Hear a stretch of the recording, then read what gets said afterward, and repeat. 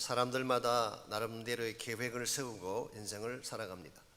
그러나 그 계획이 항상 원하는 뜻대로 이루어질까요? 잘 되는 경우도 있지만 뜻대로 이루어지지 않는 경우도 있습니다. 그때 우리가 어떻게 하냐에 따라서 인생의 방향도 달라지고 승패도 결정이 되는 것입니다. 오래전 미국의 유대인 사업가 중에 리바이 스트라우스라고 하는 사람이 있었습니다. 이분은 독일에서 태어난 유태인입니다. 그 애쉬케나직 주라고 해서 신성 로마 제국 때부터 독일 영토에서 살았던 아주 경건하고 보수적인 디아스포라 주의 후손이라고 합니다. 굉장히 보수적이다 보니까 1800년대까지 히브리어를 사용했다고 하는 그런 사람들입니다. 이분이 18세 된 해에 뉴욕으로 건너와서 큰 형님이 하는 텍스타일 비즈니스, 원단 사업을 돕는 일을 했습니다. 그러나 만족할 수가 없습니다. 자신도 자신의 온 비즈니스를 열었으면 좋겠다, 그런 마음이 있어서 나름대로 큰 꿈과 계획을 세우고 샌프란시스코로 왔습니다. 그때가 막 골드 러시가 일어나서 수많은 사람들이 금광을 찾기 위해서 캘리포니아로 몰려올 시기였습니다.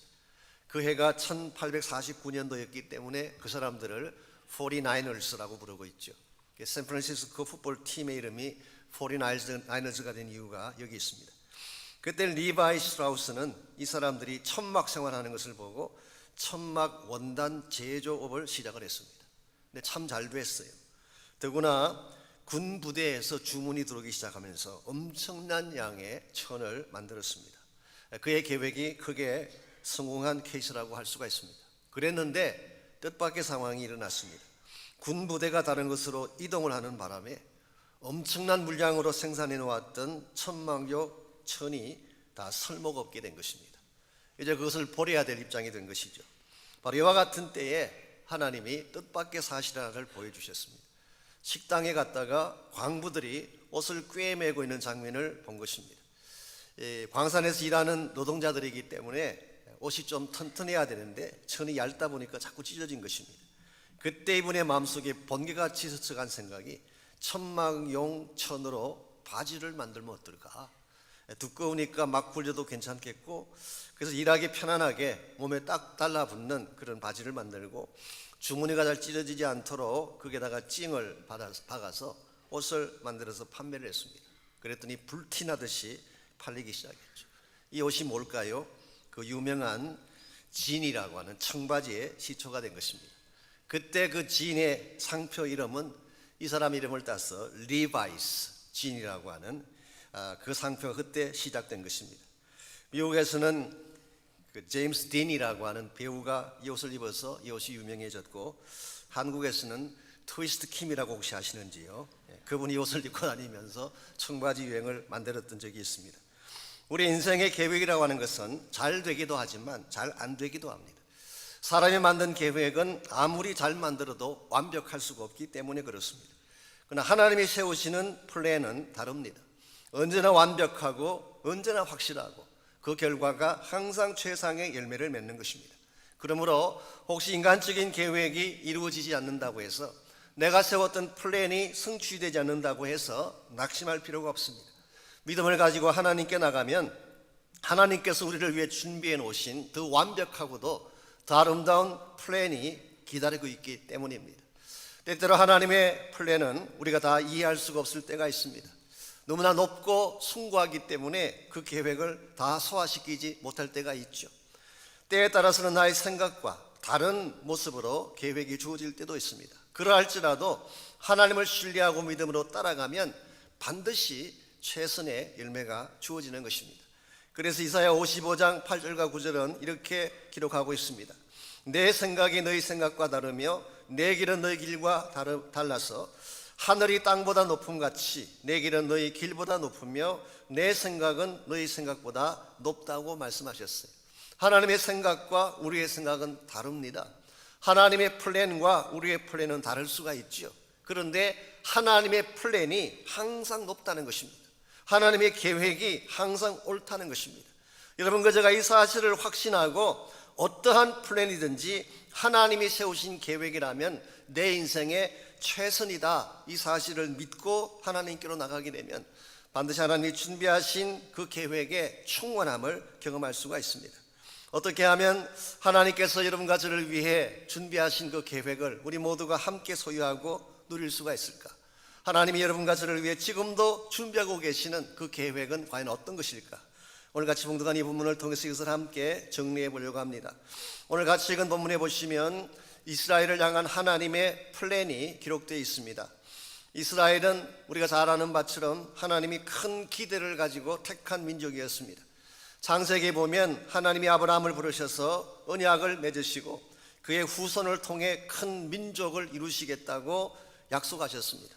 그리고 출애굽기로 오게 되면 하나님이 약속하신 그대로 그 민족을 애굽에서 이끌어내셨어요.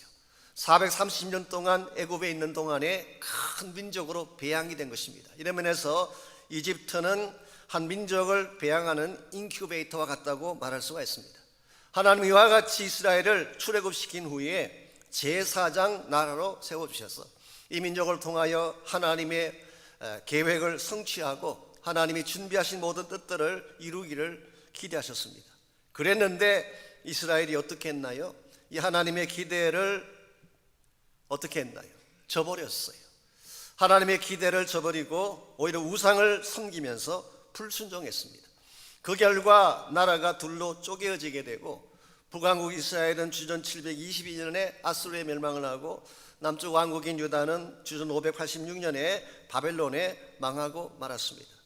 하나님께서 선한 뜻을 가지고 그들을 향한 놀라운 계획을 가지고 그들을 불러주셨지만 그들은 실패한 것입니다.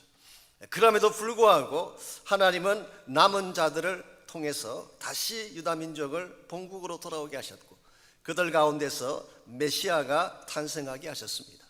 하나님이 이와 같이 그들을 다시 본국으로 모으시고 메시아까지 허락해 주셨으면 이제는 하나님을 순종하고 메시아를 영접하고 그분과 함께 새로운 뜻을 이루어가는 것이 마땅하지 않겠습니까?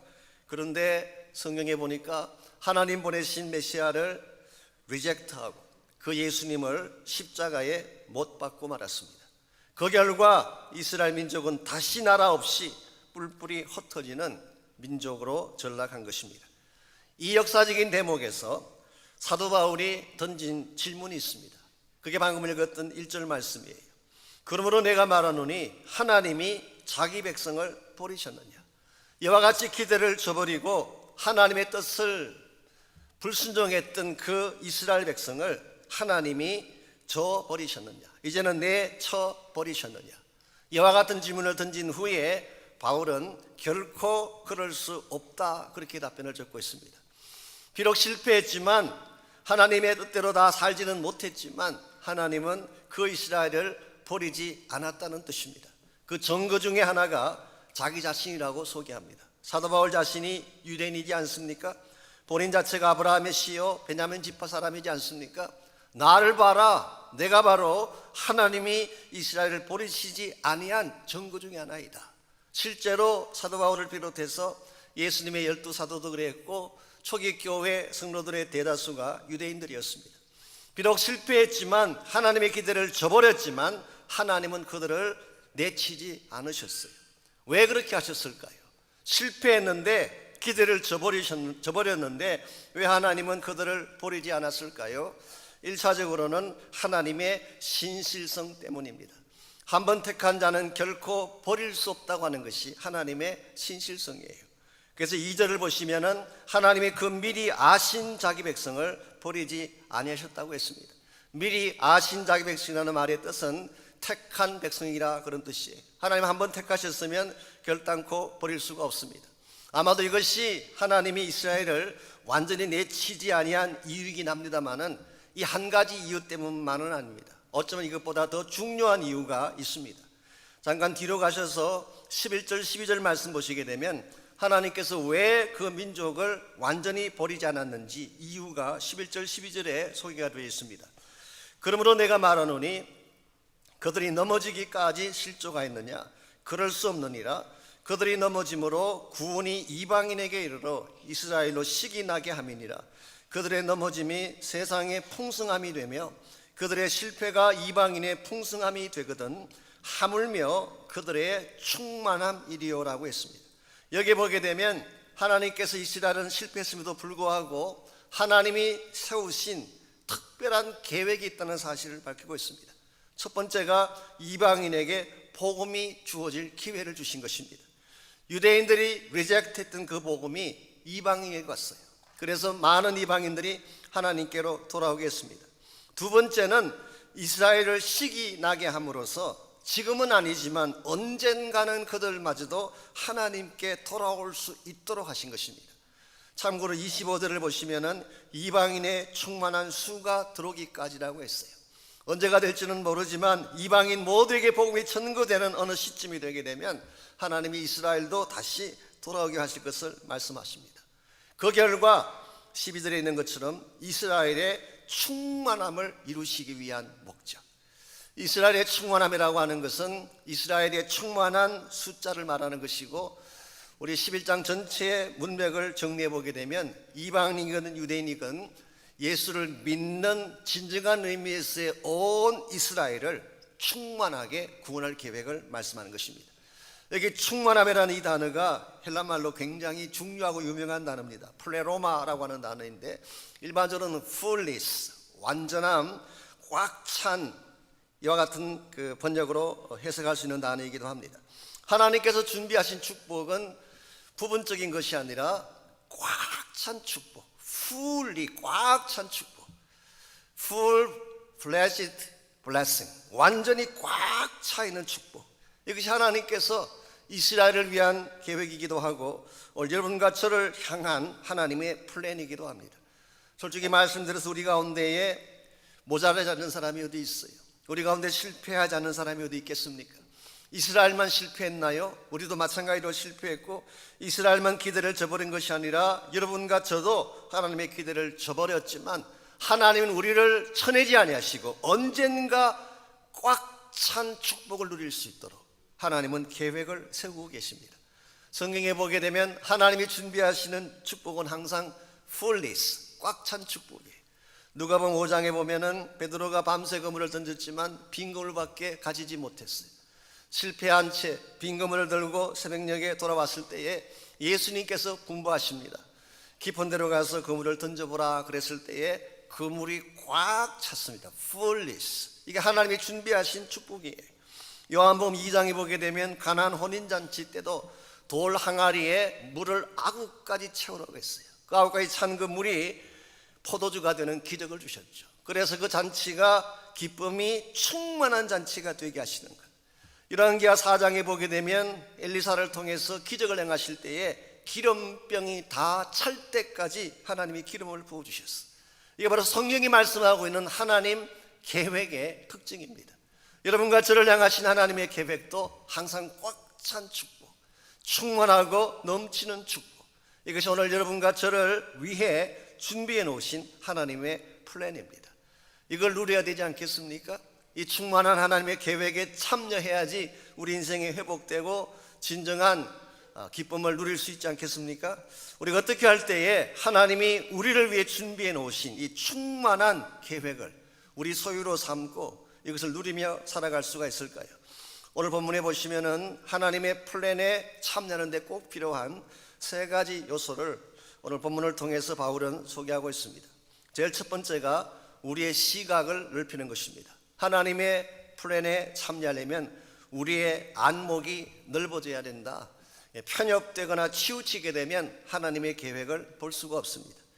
2절에서 4절까지를 보시면은 편협된 시각을 가지고 있던 대표적인 예 하나를 오늘 성경이 소개합니다. 그것은 바로 구약의 대표적인 선지자인 엘리야에 대한 스토리입니다. 2절부터 보겠습니다. 너희가 성경이 엘리야를 가리켜 말한 것을 알지 못하느냐? 그가 이스라엘을 하나님께 고발하되 그랬어요. 이 고발한다는 이 표현이 법적인 용어입니다. 어필한다, 플레이드한다 그런 뜻이에요. 이 법정에 사용하는 용어인데 엘리야가 일반적으로는 좋은 선지자죠. 그리고 대다수의 성경에서 엘리야를 인용할 때는 구약을 대표하는 훌륭하신 선지자로 표현을 하는데 오늘 본문은 조금 다른 측면을 소개합니다. 엘리야가 하나님께 나아가서 이스라엘 백성 전체를 고발을 했어요. 어떻게 고발했나요? 3절에 보십시오. 주여 그들이 주의 선지자들을 죽였으며 주의 재단들을 헐어버렸고 나만 남았는데 내 목숨도 찾고 있습니다. 이걸 쉽게 요약하면 이런 뜻입니다. 다른 사람들은 다 하나님 버리고 다 하나님 대적하고 떠나갔는데 나만 홀로 고군분투했습니다. 그런 뜻이에요. 모든 이스라엘 백성들이, 북쪽에 살던 모든 이스라엘 백성들이 다 선지자를 죽이고 제단을 허물고 하나님을 대적했는데 나만 외롭게 단신 투쟁을 했습니다. 사뭇 원망이 좀 섞여 있는 고발이라고 설명할 수가 있습니다. 우린 여기서 자기 중심적인 관점에 젖어 있는 엘리야를 발견할 수가 있습니다. 엘리야는 자기가 본 것만 알고 있었어요. 자기가 경험한 것만 일어난 일이라고 생각을 했습니다. 솔직히 말씀드려서 엘리야가 그 시절에 그런 사역을 할 수 있었던 근본 이유는 하나님 때문 아니었어요. 하나님이 도와서 그가 승리하고 여기까지 온 것이지 홀로 고군분투해서 승리한 거 아니잖아요. 그럼에도 불구하고 엘리야는 자기가 본 것, 자기가 경험한 것, 이 편협된 시각을 가지고 그 상황을 본 것입니다. 그래서 4절을 보시면은 하나님께서 이렇게 말씀하십니다. 그에게 하신 대답이 무엇이냐? 내가 나를 위하여 바알에게 무릎 꿇지 아니한 사람 7,000명을 남겨두었다. 너무 성급하게 결론 짓지 마, 그런 뜻이에요. Don't be too quick to judge. 너무 쉽게 판단하고 너무 쉽게 결론 짓지 마. 너 말고도 7,000명이 더 남아 있었다. 자기 눈에 보이지 않는다고 해서 아무도 없었을까요? 자기 눈에 보이진 않았지만, 엘리야의 눈에는 들어오지 않았지만 하나님은 7,000명의 신실한 사람들을 아합 왕 시절에 준비해 두셨다는 것입니다. 오늘 우리 시각이 너무 자기중심적으로 변하게 되면, 편협된 쪽으로 가게 되면 전체를 보지 못하는 것입니다. 하나님은 큰 그림으로 일하고 계시는데 본인은 본인이 본 것만 알아. 본인이 본 것만 맞은 거예요. 본인이 보지 않았으면 다 틀린 것.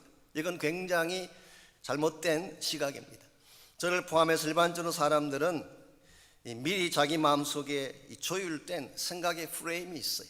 그래서 그 프레임을 가지고 사람도 보고 사건도 보기 때문에 본인은 옳다고 생각하지만 실제는 그렇지 않을 때가 참 많습니다. 여러분, 하나님의 세계는 우리가 생각하는 것보다 훨씬 더 넓고 방대합니다. 내가 보았던 작은 경험의 캐리고리 안에, 내가 알고 있는 조그마한 논리의 박스 안에 하나님을 가두고 하나님의 영적 세계를 가두고 있니 없니 판단하는 것은 굉장히 위험한 시각이 아닐 수가 없습니다. 이것을 깨뜨려야지 하나님을 바로 볼 수 있게 되고 하나님의 축복 안으로 바로 들어갈 수가 있는 것입니다. 제가 지난 주간에 황산성 우리 변호사님의 간증을 제가 잠깐 들을 기회가 있었습니다. 그 CTS에서 인터뷰하시면서 했던 간증인데요. 황산성 변호사라고 아시죠? 지금 연세가 좀 덜으셨어요. 거의 할머니 수준이고 말씀하시는 투도 완전 시골 할머니더라고요. 그런데 한때는 난리던 분 아닙니까? 그 아버님이 목사님이셨습니다. 그래서 이름을 지을 때 딸임에도 불구하고 시온산성같이 강한 자가 되라 그래가지고 이름을 산성으로 이렇게 지어주셨대요. 경기고등학교 경기여고를 나오고 서울법대를 졸업하고 여자로서 사법고시에 패스를 하고 판사를 하다가 변호사가 돼. 한때는 한 나라의 장관으로 이렇게 일까지 하지 않았습니까? 그야말로 똑똑하고 아주 논리적인 그런 여자분입니다. 지금은 천국 가셨습니다마는 세문안교회 김동익 목사님의 사모님이기도 하셨죠. 그분이 그 간증 인터뷰하는 자리에 나오셔서 자기는 솔직히 목사님의 딸임에도 불구하고 하나님 안 믿었대요. 안 믿어지더래요. 그냥 교회 행사는 다 참석하고 뭐 성경 암송대회 나오면 항상 1등하고 찬양대회도 나가고 모든 집회마다 다 참석했는데 솔직히 이야기하면 하나님이 안 믿어지더래요. 아니 생각해 보라고, 유대 청년이, 예수 유대인이잖아요. 유대 청년이 무엇 때문에 한국 땅에 있는 나를 위해 죽겠느냐 이거예요. 이건 이해가 안 된다. 특별히 구약 성경을 보면은 화가 난대요. 세상에 이런 잔인한 하나님이 어딨냐. 그냥 어디를 정복하면 몰살시키라 그러잖아요. 이렇게 잔혹한 하나님이 어딨냐. 사랑이 넘치는 하나님이라도 믿을까 말까 하는데 이런 잔인한 하나님을 나의 하나님 믿으라니 믿을 수가 없더래요. 나중에 본인이 생각 없이 결혼하고 보니까 목사 부인이 됐어요. 남편이 목회라니까 목사 부인이 됐죠. 근데 사모님이 되셨음에도 불구하고 안 믿어지더래요. 신방도 가고 성도님들이 기도하려면 기도도 해주는데 실제로는 하나님이 안 믿어지더래요. 그래서 아버님이 임종하실 때, 돌아가실 때 침상 앞에 가서 마지막 임종하시는 아버님에게 부탁을 했대요. 아버님이 이제 천국 가실 텐데 천국에 도착하시면 무사히 잘 왔다고 나에게 편지 한 통만 보내달라고 그렇게 부탁했더니 아버님이 알으시는데 끄떡하고 돌아가셨대.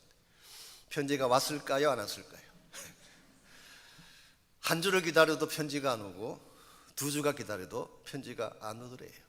그래서 속으로 그 봐라, 천국에도 있고 지옥에 있냐고, 죽으면 흙으로 돌아가는 것이지, 그렇게 생각을 했는데 두 주가 지난 어느 날인데 밤에 꿈을 꾸다가 하나님이 지옥을 보여주셨대요. 자기는 지금까지 한 번도 상상도 안 했던 지옥인데 큰 블랙홀 같이 엄청나게 어둡고도 큰 소용돌이가 있는데 그것이 자신을 빨아들이는데 정말 그 두려움과 공포는 이런 말로 표현할 수가 없더래요. 어디로 내려가는지도 알지 못한 채 어두움 가운데 돌아가는데, 그래서 본인이 직감적으로 이게 지옥이구나. 그러나서 한 바퀴를 돌고 또 한 바퀴를 또 돌려고 할 때 자기도 모르게 큰 소리로 주야 하고 외쳤대. 주야 하고 외치는 그 순간 잠에서 깨어난 것입니다. 그때 이분이 진짜 하나님이 계시구나. 자기는 꿈을 통해서, 어떤 면에서는 좀 위험하다고 말할지 모르지만 꿈을 통해서 지옥을 알게 되었고 지옥을 알므로써 천국을 알게 되고 결국 그분이 마음의 문을 열고 예수님 영접하고 하나님을 알게 된 간증을 그분이 해주셨어요. 저는 그 간증을 들으면서 이 목사님 아버님이 편지를 보내셨구나. 직접 글로 쓴 편지는 아니지만 그 딸의 마음속에 하나님을 알게 하셨으니까. 그래서 그 이후로 이분이 가는 곳마다 간증하면서 그 머리가 똑똑하고 그 지성인이면서 얼마나 한국을 대표하는 여자 지성가였어요. 그럼에도 불구하고 신앙이라고 하는 것은 체험이다. 나의 논리 속에 하나님을 가두지 말아라. 하나님은 존재하신다. 실제로 천국도 있고 지옥도 있다고 간증하며 다니는 그런 사명자가 되셨다고 합니다. 사랑하는 형제자매 여러분, 내가 보지 못해도 하나님은 존재하십니다. 내가 인정하지 아니해도 진리는 진리인 것입니다. 내가 보지 않았다고 없는 것이 아니라, 내가 모른다고 해서 사라지는 것이 아니라 하나님의 세계는 더 크고 넓은 것입니다. 그러므로 나의 왜곡되고 편협된 나의 시각을 깨뜨리고 정직한 영으로 하나님께 나아갈 때에 하나님도 볼 수가 있고 하나님의 계획도 알게 되는 것입니다. 이와 같이 하나님의 계획 가운데 참여하려면 1차적으로는 내 영적인 눈이 떠져야 하는 것이죠. 두 번째로 필요한 것이 은혜로 사는 것입니다. 은혜로 사는 것을 배우지 아니하면 하나님의 계획을 경험할 수가 없습니다. 우리가 구원받은 것은 은혜로 구원받았습니다. 우리가 잘나서 구원받은 것이 아니라 하나님의 은혜로 구원받았어요. 구원받은 이후의 크리스찬 삶도 은혜로 살아야 됩니다. 어떤 분들은 구원은 은혜로 받았는데 크리스찬이 된 이후에는 자기 노력으로 살려는 분들이 계세요. 자기의 힘으로 바둥거리려고 하다 보니까 하나님이 기뻐하는 삶도 이루지 못하고 결과적으로는 오히려 하나님으로부터 멀어지게 되는 그런 케이스를 흔히 볼 수가 있습니다. 오늘 5절에서 7절까지를 보시면 사도 바울이 이 사실을 염두에 두고 두 가지 종류의 남은 자를 소개합니다. 남은 자. 이 성경에서 일반적으로 remnant, 남은 자라고 하면 하나님을 신실하게 믿는 구원받은 자들을 지칭하는 것이 일반적인 통례입니다. 그런데 오늘 본문에서는 두 가지 종류를 소개했어요. 먼저 5절 말씀 보시면 지금도 은혜로 택하심을 따라 남은 자가 있느니라. 5절에 소개된 남은 자는 은혜로 택하심을 따라 남게 된 사람, 바로 이 사람이 믿음으로 구원받은 사람들을 말하는 것입니다. 우리의 노력이나 우리의 공로 때문이 아니라 하나님의 은혜를 따라 남은 자가 되었다. 이와 같은 사람은 은혜를 따라 남게 된 케이스죠. 그 반면에 7절에 보면은 또 남은 자가 나옵니다. 그 남은 자들은 우둔하여 졌느니라. 여기서 말하는 이 남은 자는 이스라엘 백성의 머저리티를 말합니다. 좀 더 구체적인 설명을 드리자면 앞서 말씀드렸던 7천 명을 제외한 대다수의 이스라엘 백성들, 이것을 남은 자라고 표현했어요. 이 사람들은 우둔하여 졌느니라. 우둔하다고 번역한 이 단어가 사실은 hardened 혹은 stubborn, 마음을 닫았다, 마음의 고집을 가지고 있다. 그래서 마음을 열지 아니하고 끝까지 하나님의 은혜를 거부했다, 그런 뜻입니다. 이것이 바로 이스라엘 백성의 문제였어요. 하나님은 그들을 은혜로 다루시려고 찾아오셨는데 이스라엘 백성은 하나님의 은혜를 리젝트하고 자기 행위와 자기의 노력으로 살겠다고 하나님을 버린 것입니다. 이와 같이 자기의 힘으로 살겠다고 했던 이 이스라엘 백성이 정말 바르게 살았나요? 율법대로 살았나요? 도덕적으로 깨끗했나요? 오히려 반대입니다. 부패할 만큼 부패하고 마음은 상할 대로 상하게 되고 하나님 대신 우상을 섬겼던 사람들이 하나님의 은혜를 거부했던 이스라엘의 남은 자 아니었습니까? 여러분과 제가 이 두 남은 자 중에 어떤 남은 자가 되어야 할까요? 당연히 하나님의 은혜를 억셉트하고 그 은혜의 감격 가운데 살아가는 남은 자가 되어야 합니다. 내가 여기까지 오게 된 이유는 하나님 은혜 때문이지 나의 공로나 나의 잘남 때문이 결코 아닙니다. 그러므로 앞으로 살아가야 될 나의 삶의 자세도 나를 뽐내고 나를 자랑하기 위한 삶이 아니라 처음부터 끝까지 주님 은혜입니다라고 고백을 하고 은혜 앞에 굴복하는 삶을 살아가야지 하나님이 기뻐하시는 바른 삶이 되는 것입니다. 고린도서 15장 10절에 보게 되면 사도 바울의 위대한 고백이 나옵니다. 우리가 아는 바처럼 일평생 누구보다 더 많이 수고했던 사도였어요. 성경에 기록된 어느 누구보다도 더 많은 교회를 개척하고 더 많은 선교 사역 열매를 남겼던 사람이 사도 바울 본인이었어요. 그럼에도 불구하고 바울은 고전 15장 10절에서 고백하기를 나의 나 된 것은 하나님의 은혜로 된 것이다. 내게 주신 그분의 은혜가 헛되지 아니하여 내가 모든 사도보다 더 많이 수고하였으나 내가 한 것이 아니요 오직 나와 함께 하신 하나님의 은혜로다. 여기에 은혜를 인정하며 사는 바른 성도의 모습이 잘 나타나 있습니다. 자랑이 없습니다. 나의 의의가 없습니다. 내가 잘났다 주장하는 자기 주장이 없어요. 모든 것은 하나님이 하셨다. 모든 원인자는 하나님이시다. 내가 많은 수고도 했고 많은 열매도 맺었지만 내가 아니다, 하나님이다. 이게 은혜로 사는 사람의 바른 모습입니다. 이와 같은 것이 바울이었기 때문에 하나님은 사도 바울에게 다른 누구에게도 보여주지 않던 그리스도의 비밀을 보여주셨어요. 에베소서나 고로새서를 읽어보십시오. 하나님은 사도 바울에게 무스테리온, 하나님 나라의 비밀을 보여주셨어요. 그리고 남은 생에 이 비밀을 이루기 위해서 하나님의 더 위대하고 창대한 하늘나라의 플랜이죠. 그 플랜에 동참시켜 주셨고 죽는 순간까지 이것을 위해 달려간 생애였던 것을 알 수가 있습니다. 사랑하는 성도 여러분, 나를 비우면 하나님이 보입니다. 나를 내려놓으면 그때 하나님이 일하기 시작하는 것입니다. 가정도 교회도 마찬가지입니다. 목에 힘 주면 기스날 위험이 있어요. 깨지는 것입니다. 목에 힘 주며 살아가기보다 무릎 꿇는 것이 훨씬 더 아름다운 모습이에요. 정말 은혜를 아는 사람은 무슨 일을 하든 하나님 사단 앞에 무릎을 꿇습니다. 그리고 하나님, 나를 하나님 뜻대로 마음대로 사용해 주십시오. 나는 아무것도 아닙니다. 하나님이 나를 다스려 주십시오라고 고백하며 살아갈 때에 하나님은 더 큰 축복도 안겨주시고 하나님의 신비로운 계획도 알게 하는 것입니다. 마지막 세 번째로 우리가 하나님의 그 충만한 계획 가운데 참여하려면 마비된 우리의 심령이 살아나야 됩니다. 우리의 심령이 살지 아니하면 우리 하나님의 위대한 계획에 동참할 수가 없습니다. 8절에서 10절까지를 보시면 하나님의 은혜를 거부하고 제 마음대로 살겠다던 남은 자들이 실제로는 어떤 삶을 살았는지가 8절에서 10절에 자세하게 기록이 되어 있습니다. 먼저 8절 말씀 보시면 기록된 바 하나님이 오늘까지 그들에게 혼미한 심령과 보지 못할 눈과 듣지 못할 귀를 주셨다 함과 같으니라. 이게 혼미한 심령이라는 표현이 나옵니다. 우리말 번역에는 혼미하다고 번역을 했지만 실제 이 원어는 마비되었다는 뜻이에요. insensitive, 마비된, paralyzed. 그래서 아무것도 정상적으로 보지 못하고 듣지 못하고 감각이 없는 상태, 이게 바로 심령이 마비된 케이스인 것입니다. 이와 같이 우리의 심령이 마비되게 되면 9절에서 10절까지를 보십시오. 세 가지 고통이 동반된다고 오늘 성경이 밝힙니다. 제일 첫 번째가 밥상이 올무에 걸리게 된다. 여기서 말하는 밥상은 문자 그대로 밥상입니다. 여러분 식사하시는 밥상, 그 밥상을 말합니다. 이것은 생명줄과 같은 것입니다. 여러분 밥상에 올라온 식사를 하지 못하면 어떻게 될까요? 돌아가시는 거죠. 그래서 육체적으로 밥상에 올무 걸렸다, 이 말은 식탁 앞에서 식사를 하지 못하는 상태를 말하는 것입니다.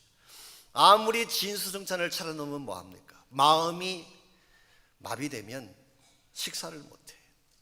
언젠가 소개해드렸던 우리 존 D. 락펠러라고 하는 유명한 미국 부자가 있지 않습니까? 이분은 정말 그 당시에 최고의 갑부였습니다.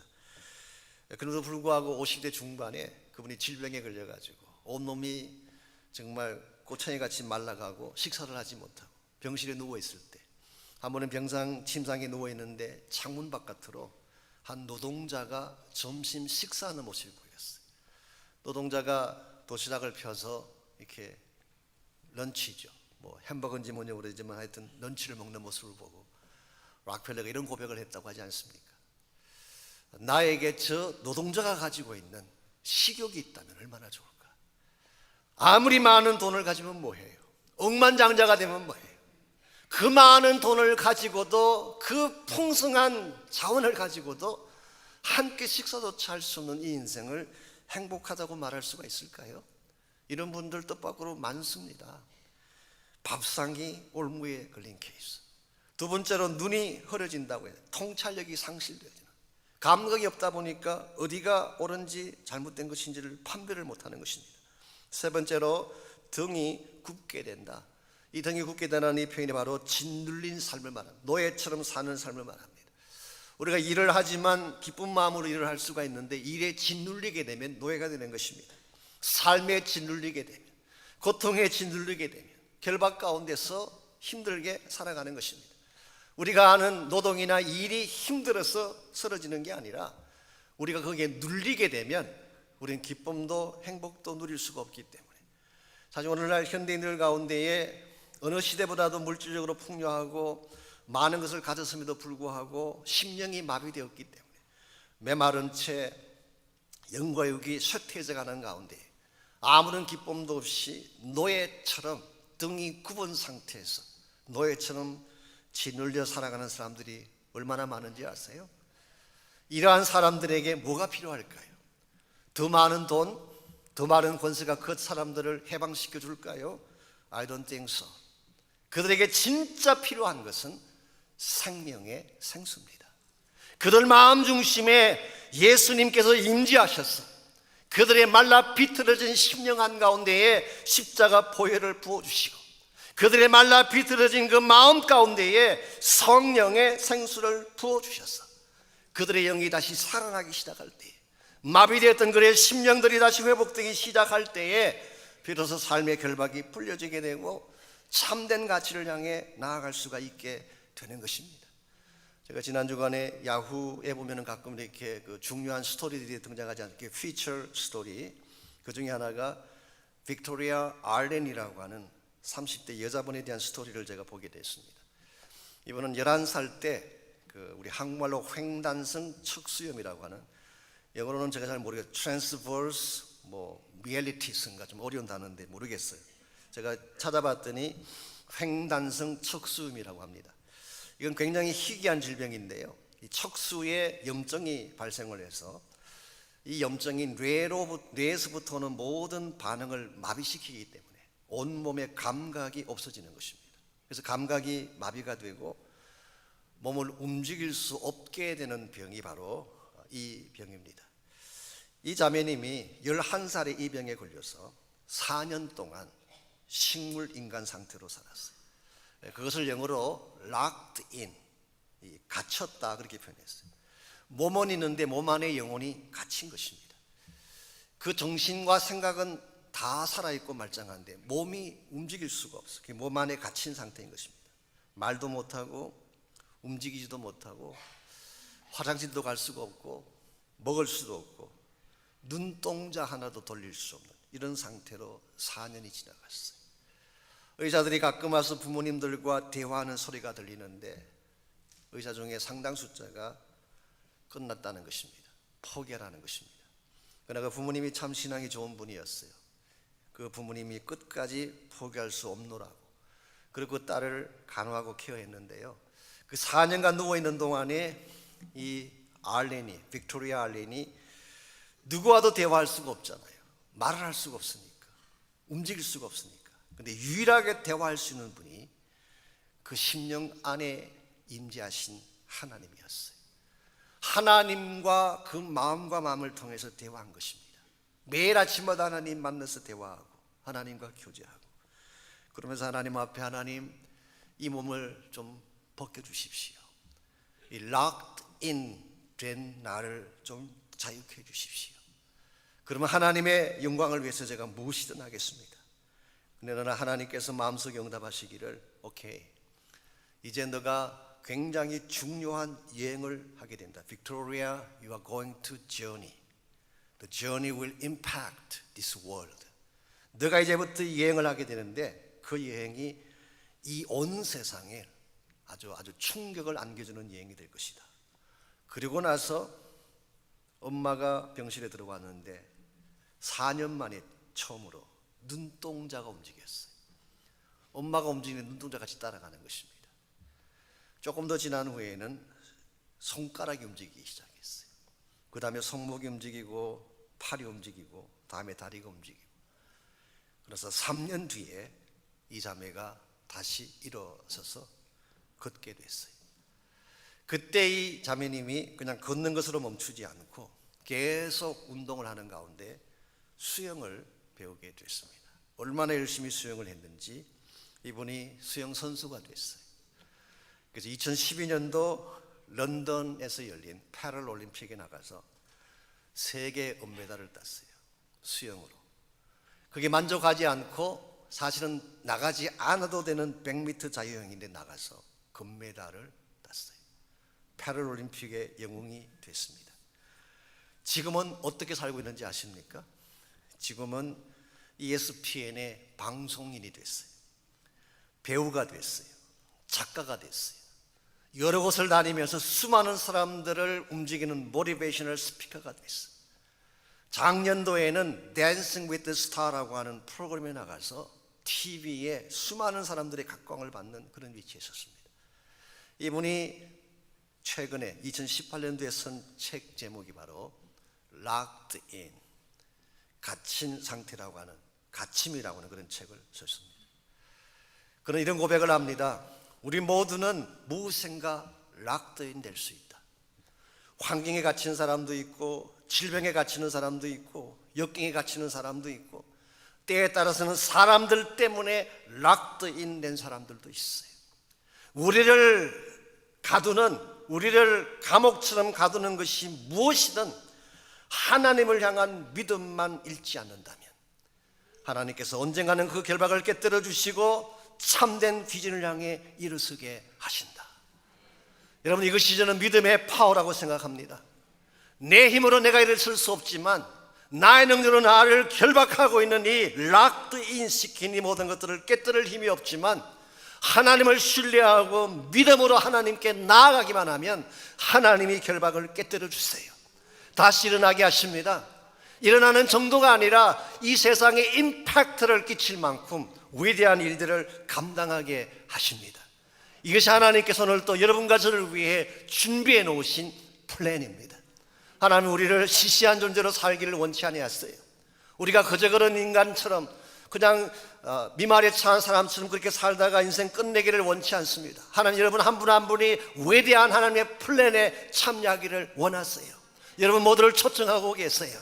나의 상황이 아무리 힘들지라도, 나의 육체적인 조건이 아무리 힘든 가운데 있을지라도 하나님의 계획을 신뢰하고 믿음으로 하나님께 나가시기 바랍니다. 그때 하나님께서 여러분의 모든 닫힌 것들을 열어주시고 하나님이 아니면 부어주실 수 없는 생명의 능력을 부어주셔서 일어나게 하시고 뛰게 하시고 달리게 하시고 마침내 영광된 주의 비전에 이르게 하실 것입니다.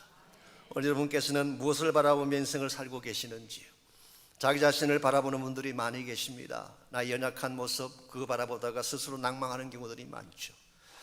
환경을 바라보는 분들도 많이 계십니다. 좋은 환경이 왔을 때는 힘을 내지만 역경이 찾아오기만 하면 금방 주저앉게 되는 우리의 모습들. 때에 따라서는 사람들을 바라보는 분들도 많이 계세요. 사람들이 나에게 뭐라고 말하나, 나에게 좋은 이야기 할 때는 힘을 내지만 누가 와서 가슴 아픈 이야기를 전해주면 힘들어하고 아파하는 우리의 모습. 우리의 시선이 어디를 향할 때 가장 우리가 건강해질까요? 가장 우리가 아름다운 인생으로 살 수 있을까요? 우리의 시선을 하나님께 맞추는 것입니다.